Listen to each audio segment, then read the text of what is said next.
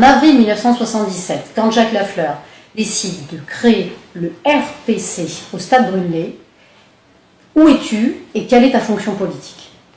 Je suis à Nouméa au mois d'avril 1977 et j'ai occupé à l'époque la fonction de secrétaire général de l'UD, mais je suis en même temps le secrétaire général du RPR-NC que nous avions fondé avec Diku Keiwe quelques mois auparavant, au mois de février 1977 exactement.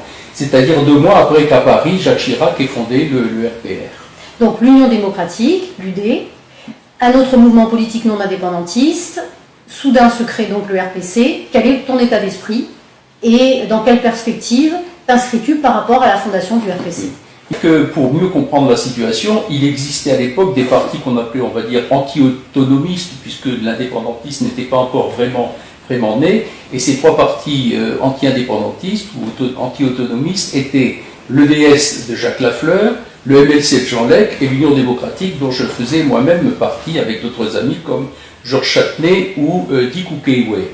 Et Jacques Lafleur a senti, et il a eu raison, la nécessité, compte tenu de l'évolution politique possible de notre territoire, il a senti la nécessité de regrouper toutes les forces qui s'opposaient à une dérive de ces mouvements autonomistes, comme on disait à l'époque, vers l'indépendance. D'où son idée de créer un rassemblement de toutes les forces non indépendantistes. Au mois de juillet 1978, Jacques Chirac s'est rendu en Nouvelle-Calédonie. Il était à l'époque le président du RPR qu'il venait lui-même de fonder à Paris. Et il a constaté en Nouvelle-Calédonie l'existence d'un RPCR, Rassemblement pour la Calédonie dans la République, qui, à l'intérieur du RPC, adjoignait le RPR-NC, que nous avions fondé avec Diku Keiwe, ainsi que le mouvement libéral calédonien, le MLC de Jean Lec.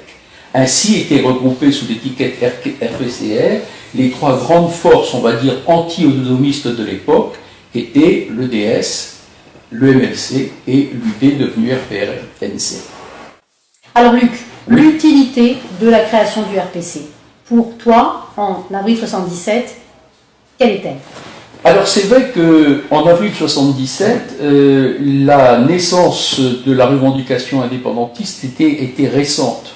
L'Union calédonienne elle-même, à son congrès de Bourail en 1976, avait pris officiellement position en faveur de l'indépendance, après les mouvements des Foulards rouges, de l'Union multiraciale, etc.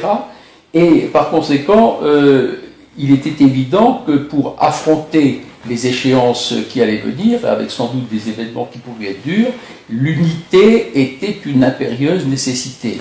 Et de ce point de vue-là, Jacques Lafleur avait vu juste en essayant, par ses efforts, de regrouper toutes les forces qui étaient susceptibles de s'opposer, le moment venu, à une dérive indépendantiste de notre Nouvelle-Calédonie.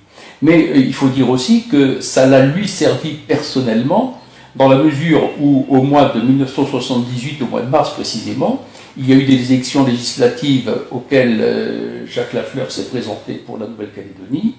Il a été élu grâce à cette unité autour de sa personne dans le Rassemblement pour la Calédonie, et ça lui a permis d'être élu député de la Nouvelle-Calédonie, battant ainsi Roch Pidgeot, tenant de l'autonomie qui était devenu tenant de l'indépendance, et ça a été le début de la démonstration que l'union des non-indépendantistes était utile pour permettre de gagner l'élection. Et on les a en particulier vérifié, toutes ces nécessités de l'unité, dans ce qui s'est passé par la suite, pendant les événements de 84. On imagine difficilement que la Nouvelle-Calédonie ait pu sortir de tous ces événements qui ont heureusement conduit, après beaucoup de drames, aux périodes de pacification des accords de Matignon, puis ensuite de Nouméa, s'il n'y avait pas eu cette unité au travers du rassemblement.